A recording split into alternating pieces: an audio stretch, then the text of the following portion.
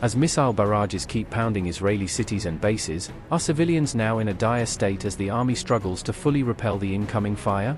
In just the last 24 hours, Iran and Hezbollah's missiles and drones have sent 142 Israelis to hospital, adding to an already stretched health system.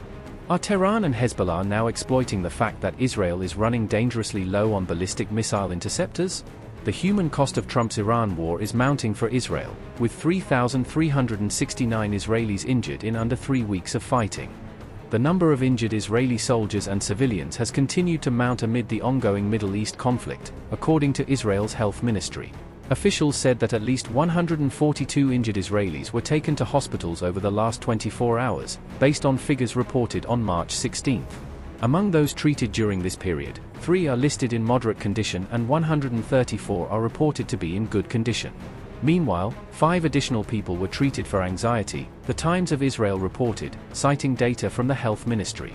Authorities noted that some of the injuries recorded were sustained by people while trying to reach bomb shelters, rather than from direct missile or shrapnel impacts.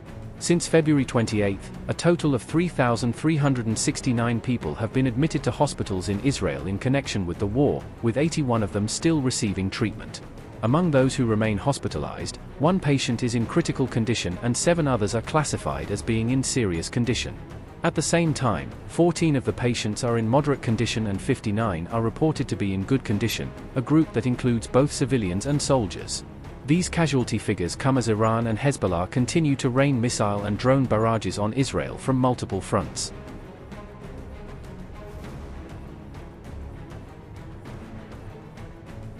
Hezbollah said it launched a fresh attack on Israel on March 15, striking what it described as a key Israeli air base. The group claimed its forces targeted the Palmachim Airbase near Tel Aviv in that operation. Hezbollah said the strike inflicted heavy losses on IDF forces and damaged military infrastructure at the site. The Hezbollah statement read, quote, "In defense of Lebanon and its people, the Islamic resistance fighters targeted the Palmachim Airbase south of Tel Aviv, which is located 140 kilometers from the Lebanese border, with a qualitative missile at 6 o'clock on Sunday, March 15, 2026. The Islamic resistance fighters targeted a gathering of Israeli enemy army vehicles in Khalat al-Aqsa, in the outskirts of the border town of Al-Odessa, with a swarm of attack drones at 6 o'clock on Sunday, March 15, 2026.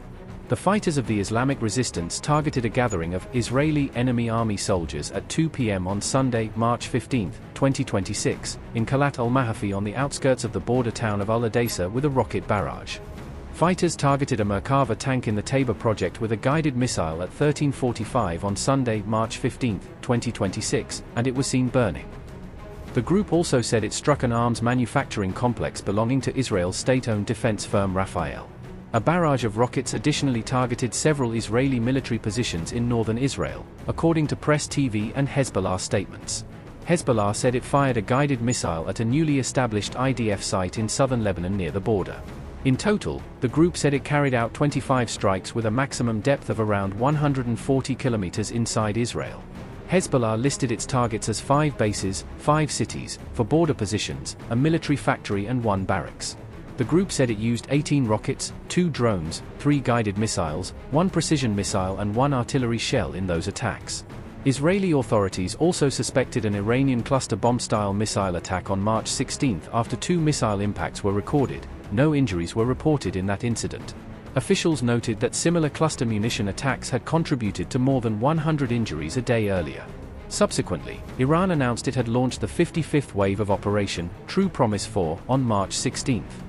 IRGC statement read, quote, "The 55th wave of Operation True Promise 4, codenamed O Musa bin Jafar, dedicated to the exalted martyr Mohammed Ibrahim Hemmat and the martyrs of the Mainoun Islands and Tala Ayer, was successfully carried out against targets in the heart of the occupied territories, Tel Aviv and Ben Gurion, including aerospace military production centers and aerial refueling support centers, using high-precision and super-heavy hypersonic Fatah, Emad, and Garda missiles, as well as attack drones.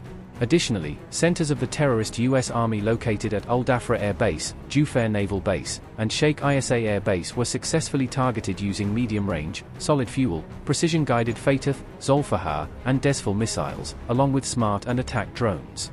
Unquote.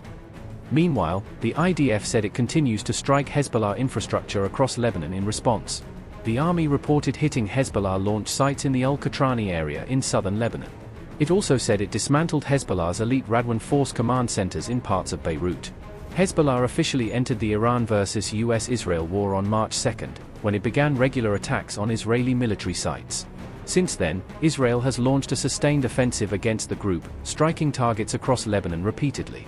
Lebanese authorities say more than 500 people have been killed in Israeli strikes, a toll Israel says includes Hezbollah operatives.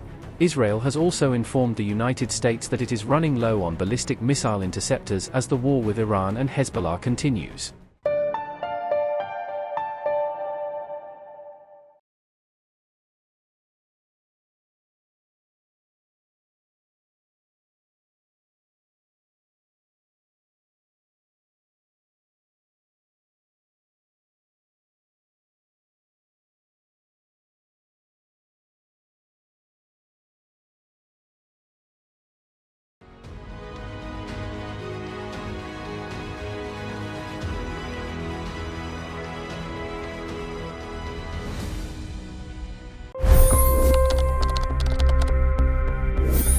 $25 crore गरीब गरीबी को परास्त करके बाहर निकले।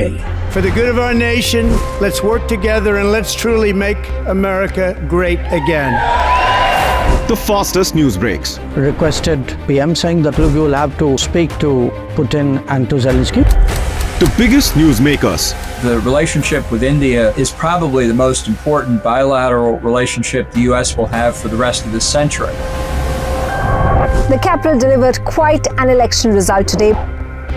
Expert analysis. The million-dollar question today is how to stop this dance of death. Ground reports. I'm standing at the crossroad of the Kumbh Mela. Behind me are more than 100 entry ghats. Long-form interviews. Exclusionary politics is reflected in Manipur case as well. You don't bother because this is a small state. Deep dive into burning issues. It's often said DRC could be the richest country in the whole world. It's because of what sits underneath. Why exactly did the US topple the Sheikh Hasina government? HD videos. We don't just break news, we break it down.